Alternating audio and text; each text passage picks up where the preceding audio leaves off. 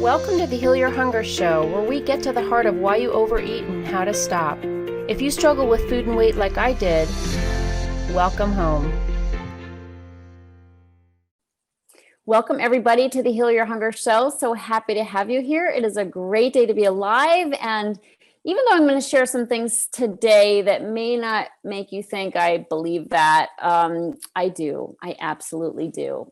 But more on that a little later. If you're here at the Heal Your Hunger Show for the first time, welcome. So glad you found us. This is a very special place to be because this is where we dive deeper and we stop talking about diets and ketones and, calories and weight loss and fat burning, this, that, and the other.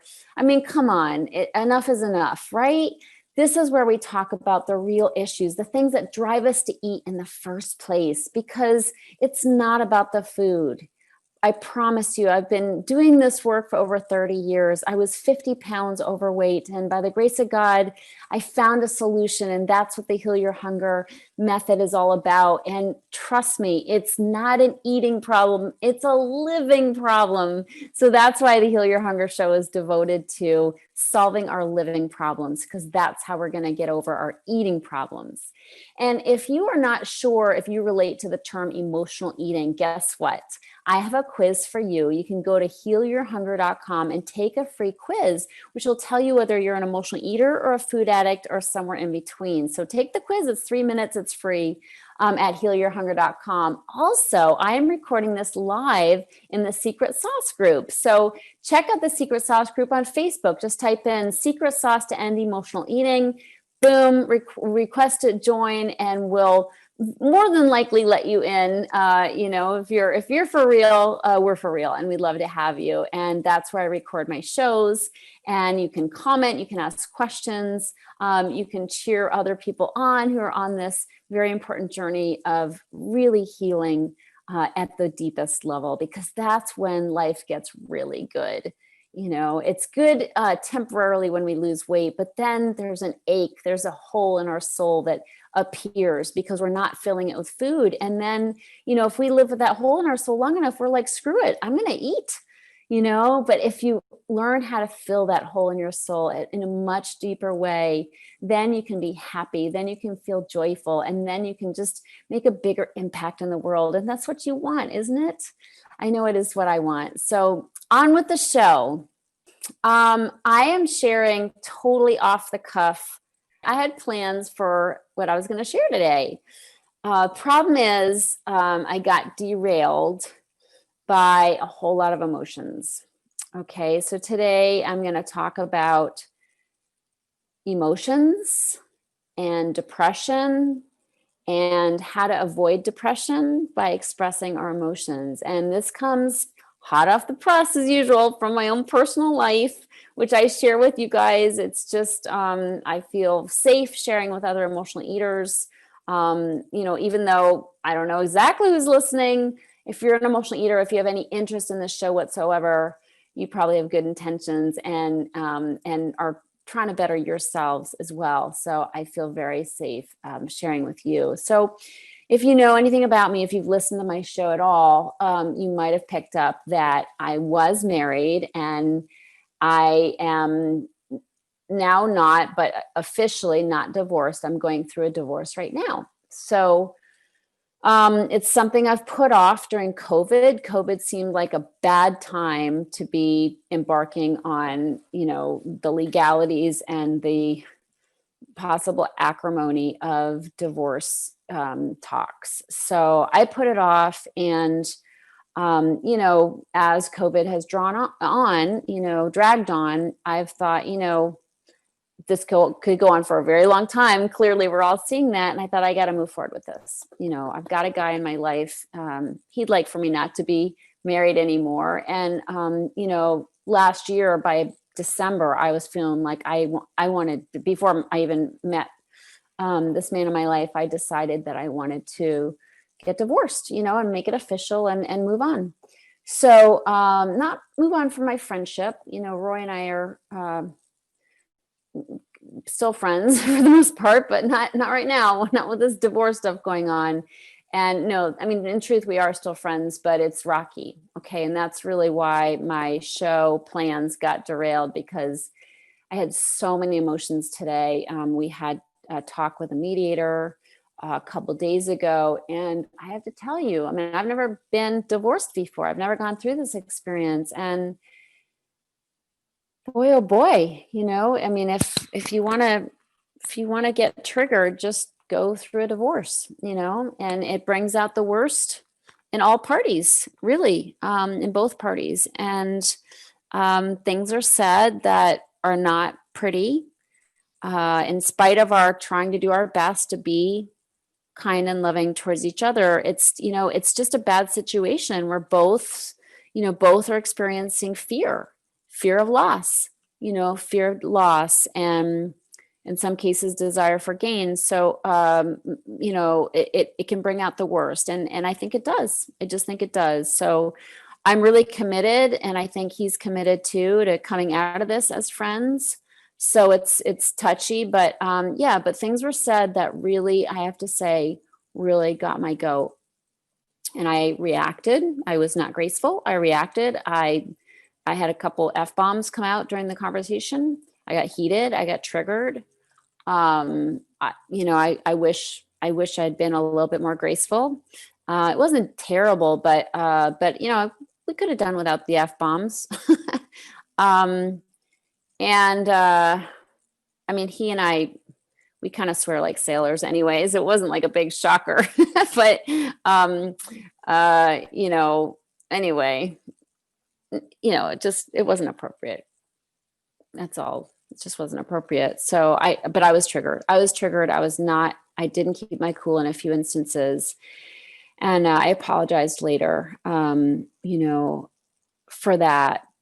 But the bottom line is it's, when both parties are afraid, we're not at our best. We're not at our best at all. So some things were said that really did trigger me. And I walked away from that, those 2 hours that we were talking with the mediator, very upset and very hurt. And it's been hard. It's been 48 hours, and I'm still pretty emotional about it. And, the topic that I want to talk about here is expression, not depression, because it is a choice. And too often as emotional eaters, we stuff our feelings. And by the grace of God, I've not had a desire to overeat or stuff my feelings, which are strong. My feelings are really strong. But I've done enough stuffing of my feelings to know that is not a solution. And all that's going to do is making me feel worse. There's no problem on the planet that overeating won't make worse.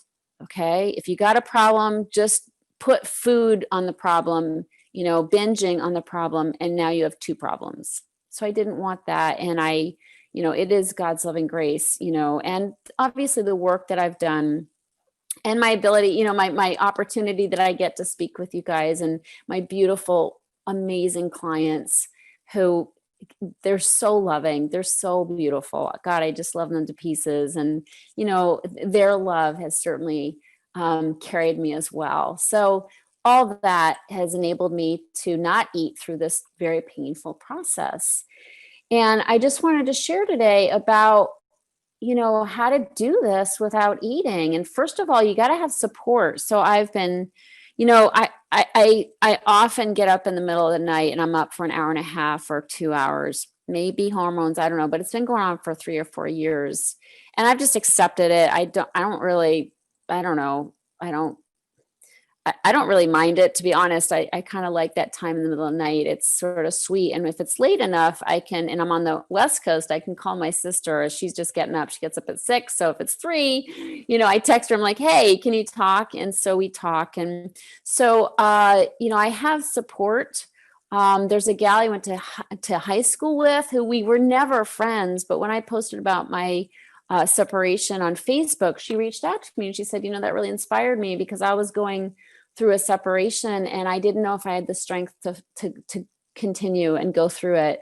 I was so close to backing out. And when I saw your post, it really gave me the strength I needed to follow through. And that was so sweet. So she and I have been in touch. I mean, we weren't friends in high school, but she's so lovely. And And I reached out to her the other night in the middle of the night, because she's on the East Coast, and I have other friends and people who I just care about so deeply and who care about me. So having support is so, so important. And again, my own community, the Heal Your Hunger community, even though I don't go into details about my personal life, or that detailed, I definitely go into details, but this is not something anybody really wants to hear about, but the fact that they're there and they're so loving and we're all supportive of each other is definitely so helpful.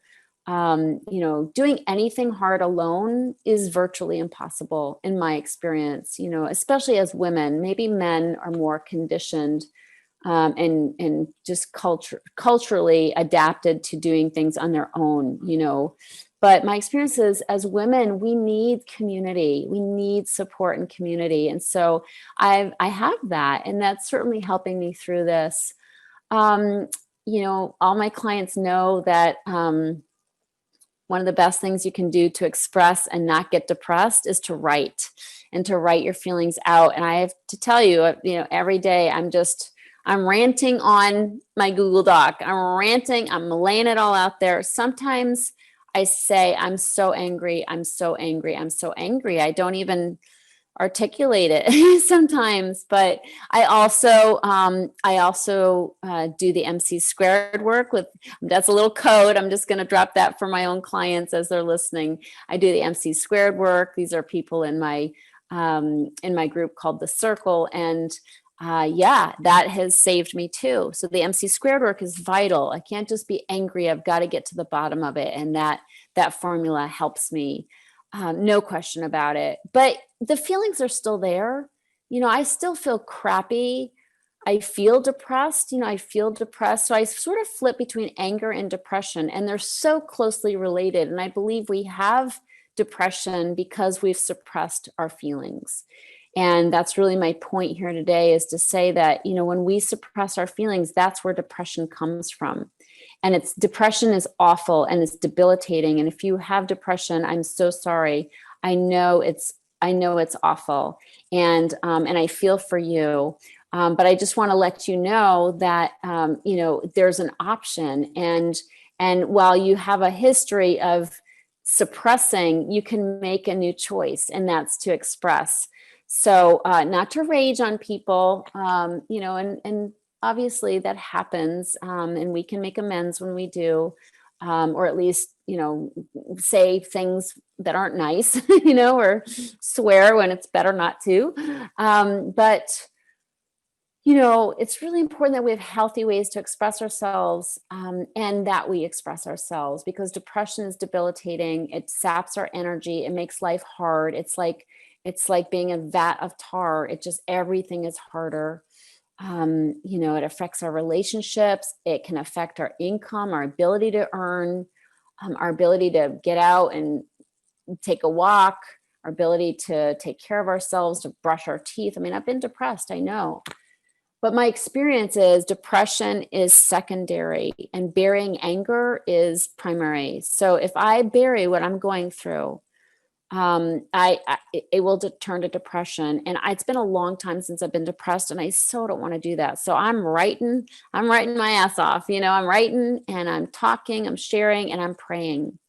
And this morning, I felt really down and overwhelmed, and I just went outside. I went for my walk, pray. It was short because I had a lot of work stuff going on, but I made sure to walk because I got to turn it over to God. And when I walk and pray out loud, I have my mask on. Usually I just have my earbuds in so people think I'm talking to a friend, but now I have a mask. They don't even see me talking. So I talked to God. And this morning it was just, God, this is way bigger than me.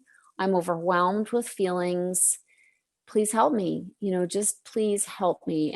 And those who are commenting, thank you so much for your beautiful comments. I love you so much. I really appreciate you. So thank you. So I just gave it to God. I had to surrender.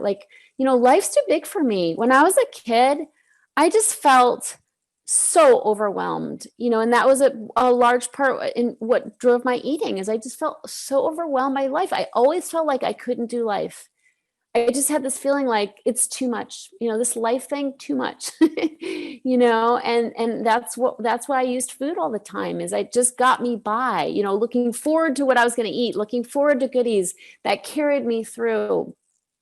And I didn't want to feel the feelings, so I escaped them by eating.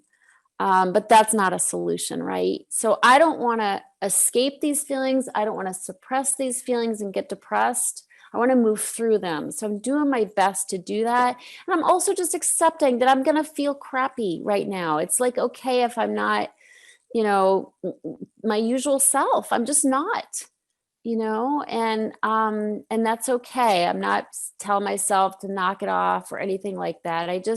I have a lot of compassion for myself, and I didn't used to. I used to be so hard on myself. As emotional eaters, we're terribly mean, right? Terribly mean to ourselves. But thank goodness I'm not anymore. I'm on my side now. I'm on my side, and I'm giving myself a pass if I don't feel up and up, every day. And I'm just, I'm going through it. I'm going through it, and I will get through it. And he'll get through it. I believe we can probably still remain friends. It's this week, I will say it's rocky. It's really rocky. And I have some really strong feelings of not wanting to be friends because I'm pissed off. But what I know is there's a lot of love there, and we probably will, and it's important too, because we've been on the road of supporting each other for so many years, emotionally and just, helping each other and supporting each other and being as healthy as we can be with regard to eating and not doing other things that are hurtful. So, that remains to be seen. That's in God's hands. But my job is to tend to my own emotional welfare and do everything I can to stay healthy. I went for a bike ride this afternoon. I did not feel like going for a bike ride, but my boyfriend, bless his heart, said, come on, let's go. He'd already been on a big, long, arduous ride, but he said, let's get out of the house and it'll be good for you. And sure enough, it was. And exercise is so good in that way. It just clears the mind. It just uplifts our spirits. Even if you just go around the block once, just do something to get out of the house and change your state. So vital. It helped me so much. We went for 35 minutes, big deal.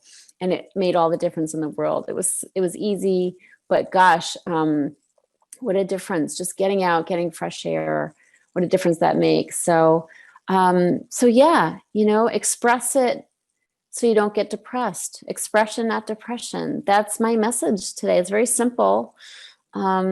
But if you can use it, please do. And I think most emotional eaters, I think we can use it because we're used to suppressing instead of expressing. And we've got to change that. So I hope this is helpful. Thanks for listening. Thanks for your kind words in the Facebook group. It really touches my heart. And I will see you in the next show. Probably the one I was going to do. I'll get around to it on the next one. Thank you so much. And please join me in the Quit Sugar Challenge, which is coming up on Monday. So go to quitsugarchallenge.com. It'll be a lot of fun. So love you, love you, love you. Thanks so much. If you enjoyed this podcast and want to get free support, insider health info, exclusive invites to events, and more, visit healyourhunger.com.